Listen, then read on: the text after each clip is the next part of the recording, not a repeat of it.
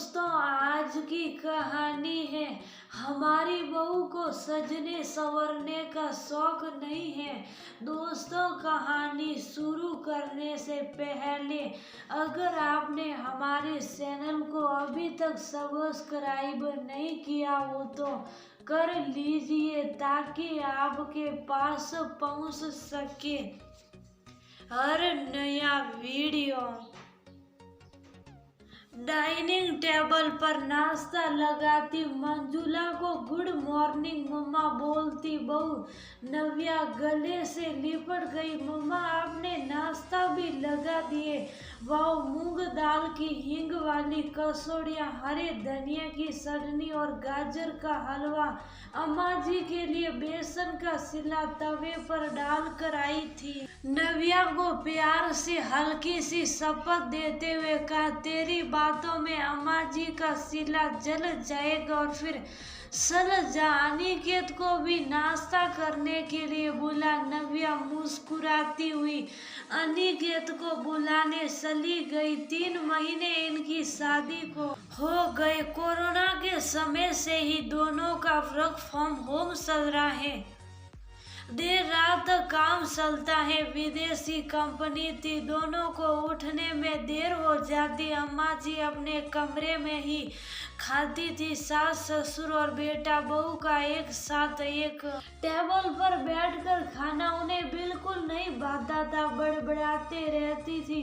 सुबह काम वाली अपनी बेटी को साथ लेकर आती थी जो मंजुला के साथ मिलकर रसोई के काम देख लेती। दोपहर के लिए सब्जी सुबह ही मंजुला बना लेती। दोपहर में नव्या मंजुला के साथ मिलकर लंच तैयार करती। नव्या के हाथ से ज्यादा मुंह चलते रहता। मंजुला और उनके पति को नव्या की बकबक और बचपना से भरी हरकतें खूब भाती थी। बेटे की कमी पूरी कर रहे थे दोनों, पर अम्मा जी कूंदती रहती थी। दोपहर का खाना पीना से निपट मंजुला अपने कमरे में आ गई।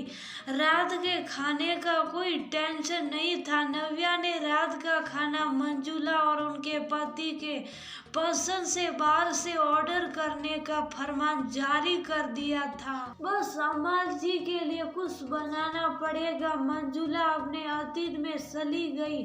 शादी करके आई थी तो अम्मा जी के तेवर आसमान छू रहे थे।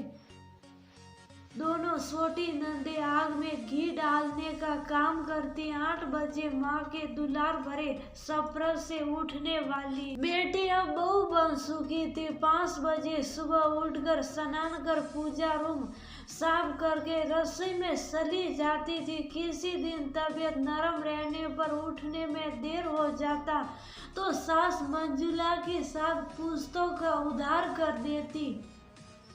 कितनी बार बहन से पूरी रात नींद नहीं आती, पूरे दिन सुस्ती और आलस जैसा लगता।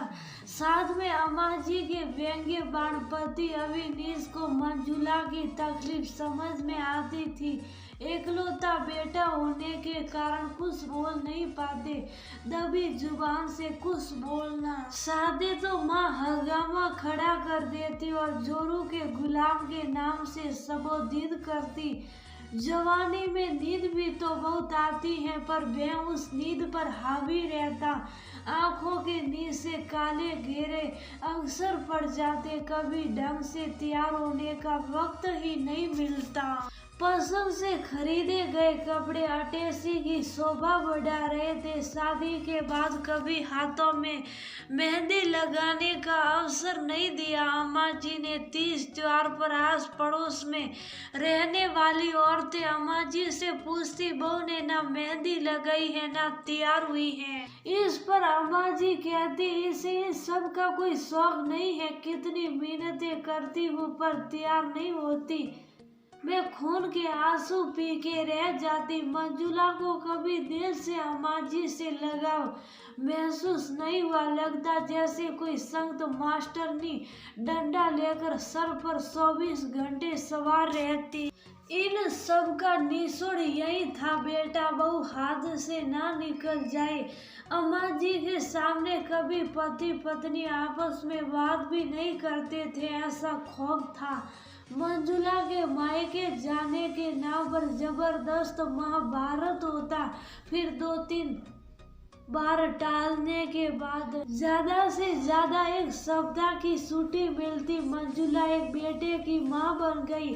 बच्चे की देखभाल में और घर के कामों में सामंजस्य स्थापित करने में बहुत परेशानी आई, इसलिए दूसरे बच्चे के लिए सोचा ही नहीं। हाँ, ये जरूर सोचती मंजुला, मैं अपनी सास जैसा व्यवहार अपनी बहू से बिल्कुल नहीं करूंगी, बेटी की तरह रखूंगी। धीरे धीरे अम्मा जी के रूल रेगुलेशन बंदी मंजुला बंधन को ढीला करने लगी। अनिकेत इंजीनियरिंग कर एमबीए किया, दूसरी जाति की लड़की से प्रेम कर बैठा। मंजुला और अविनाश ने सहमति दे दी, पर अम्मा जी ने पूरा हंगामा किया।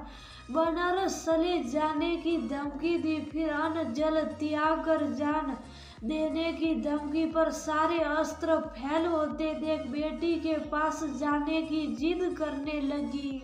दोनों बेटियों ने अम्मा जी के स्वभाव को देखते हुए मना कर दिया और कहा वो खुद मिलने आ जाएगी।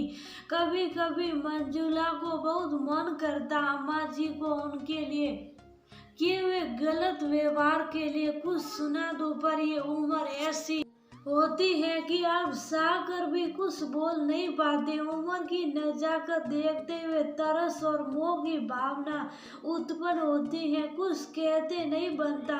अनिकेत और नव्या की पहले कोर्ट मैरिज, फिर पूरे रीति रिवाज से शादी खूब अच्छे से हुई। अम्मा जी के सिवाय सबने खूब एंजॉय किया और नव्या हमारी बहू कम बेटी बन के घर में आ गई। मम्मा, मेरे हाथ की अदरक इलायची की चाय पियो ना, बताओ कैसी बनी है। मंजुला एक झटके में आती से वर्तमान में वापस आ गई। कितना मनोहर और प्यार से नव्या मुझे चाय पीने को कह रही है। इतने कम दिनों में ही इसने घर में और हमारे दिल में जगह बना ली और मैं इतने साल अम्मा जी के साथ यहीं पर रिश्तों में ठंडापन और कड़वाहट आज तक बना हुआ है। मायके जाने के लिए बोलने पर चली जाऊंगी कह के टाल देती हैं। 27 साल के बाद भी मैं ऐसा लगा अम्मा जी से कभी महसूस क्यों नहीं कर पाई। खून का रिश्ता भले ही नहीं था, पर साथी तो दिल का रिश्ता जरूर कायम कर लेती। सिर्फ कर्तव्य निभा रही हूँ। परायों को अपना बनाना मुश्किल नहीं होता अगर दिल का दायरा विचारों के दायरे बढ़ा दिया जाए।